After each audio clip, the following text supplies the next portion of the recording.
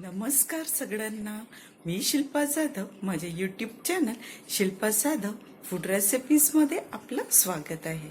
आज मी माझ्या पद्धतीने तुम्हाला शेंगदाण्याची आमटी कशी करायची ती दाखवणार आहे.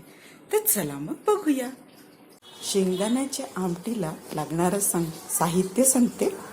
इथे मी शेंगदाणे भाजून त्याची साल काढून त्याचं मिक्सरमध्ये कूट करून घेतलं आहे. कांदा, कढीपत्ता, टोमॅटो बारीक चिरलेला आणि आलं लसणाची पेस्ट. बस आपल्याला एवढं साहित्य लागणार आहे. चला आता आपण आमटी करून घेऊया. इथे एका पॅनमध्ये मी तेल गरम करून घेतलं आहे. तेल व्यवस्थित गरम झालं की आता याच्यामध्ये आपण मोहरी, जिरं छान तडतडून घेऊया.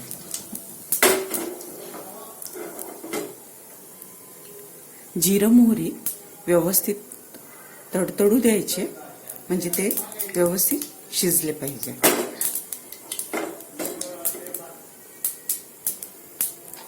जिरं मोहरी व्यवस्थित झाले की याच्यात आपण कांदा टाकून घेऊया.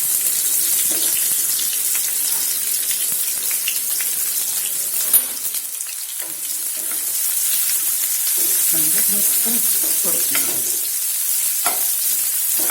ही डिश एकदम लवकर होणारी आहे आणि एवढी स्वादिष्ट लागणारी आहे. आता उन्हाळ्यात आपल्याला त्या भाज्या वगैरे नाही खाऊ वाटत, मग तेव्हा ही डिश एकदम परफेक्ट आहे. मस्त.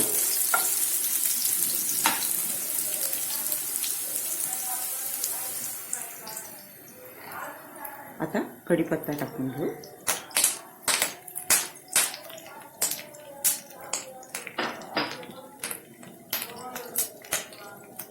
आलं लसणाची पेस्ट. आलं लसणाची पेस्ट कधी पण ताजी वापरा तुम्ही.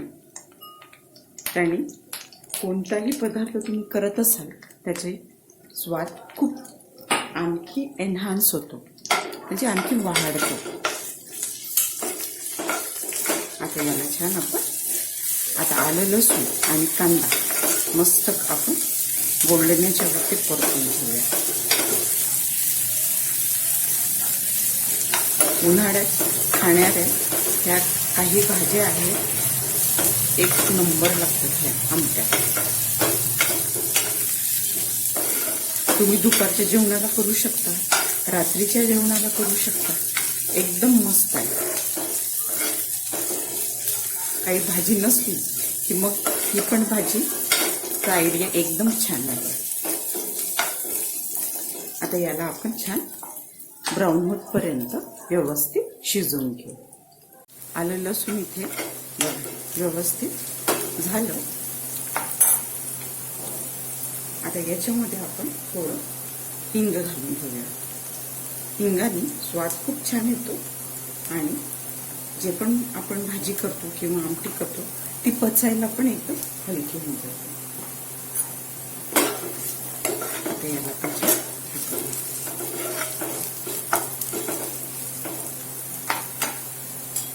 आता याच्यात आपण हळद टाकून घेऊ. तिखट तुमच्या हिशोबाने टाका की तुम्हाला किती तिखट झणझणीत पाहिजे. ही थोडीशी तिखट करा, म्हणजे कसं की शेंगदाणे थोडेसे चवीला हे असतात. याच्यात हे धनेपूड टाकले त्याच्यामुळे थोडं तिखटसर म्हणजे गोडसर असतात शेंगदाणे. तर ती आपली आमटी गोडसर नको व्हायला पाहिजे, म्हणून थोडं तिखट म्हणजे अशी तिखट झणझणीत करा ही आमटी, म्हणजे अशी छान खाल्ल्यासारखी वाटते.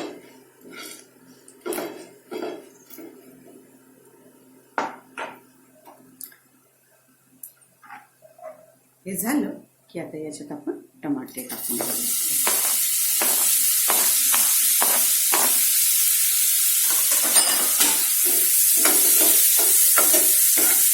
उन्हाळ्याची एकदम मस्त आणि लवकर होणारी डिश आहे. भातासोबत, पोळीसोबत एकदम मस्त लागते. छान काहीतरी झणझणीत खायचं वाटलं की मग ही भाजी करायला एकदम बेस्ट आहे. आता हे आपण छान मसाले झाले टमाटरमध्ये की आता याच्यामध्ये आपण चवीनुसार मीठ टाकून घेऊया.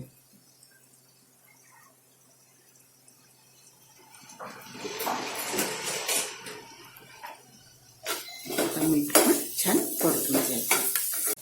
याच्यामध्ये टमाटर शिजायला थोडं आपण पाणी टाकून घेऊया, म्हणजे टमाटर आणि मसाले थोडी व्यवस्थित शिजतात. मसाले जास्त जळले जात नाही, ते करपले की मग भाजीचा स्वाद हे होतो. म्हणून थोडं पाणी टाकलं की ते मग छान व्यवस्थित एकजीव शिजतात. आता ह्याला आपण छान टमाटर एकजीव होतपर्यंत शिजवून घेऊया. ते आपण चेक करून घेऊया आपला मसाला शिजला की नाही. टमाटर आता व्यवस्थित छान एकजीव झाले आणि मसाला पण व्यवस्थित शिजला. आता ह्याच्यात आपण दाण्याचा कूट टाकून घेऊया. तुम्हाला किती घट्ट पातळ कसं करायचं त्यानुसार तुम्ही कूट टाकू शकता.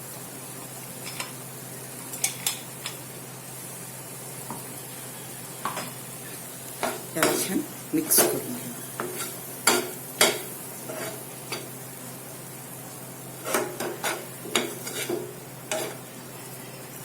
एवढी मस्त लागते ना ही भाजी,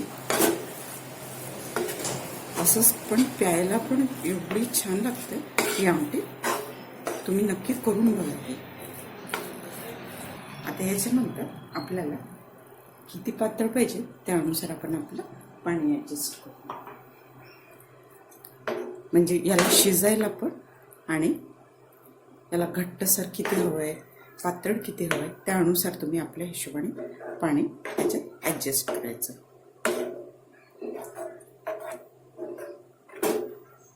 जेवढी चांगली शिजली तेवढं याला स्वाद मस्त येतो. की मग हे उकळायला एकदम व्यवस्थित होऊन जाईल. मी आणखी थोडं पाणी याच्यात टाकते, कारण की हे शिजेल तर थोडं आणखी घट्टसर होईल.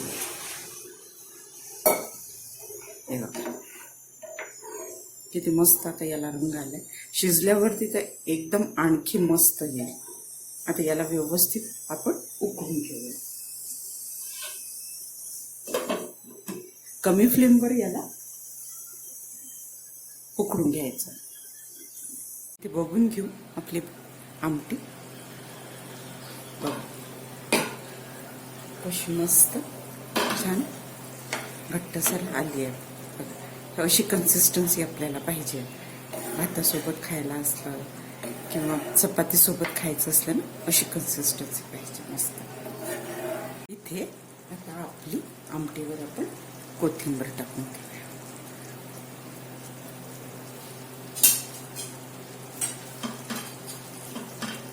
एक नंबर आपली शेंगदाण्याची आमटी मस्त आपली रेडी आहे. बघा किती छान रंग आला आहे आणि खायला पण मस्त आहे.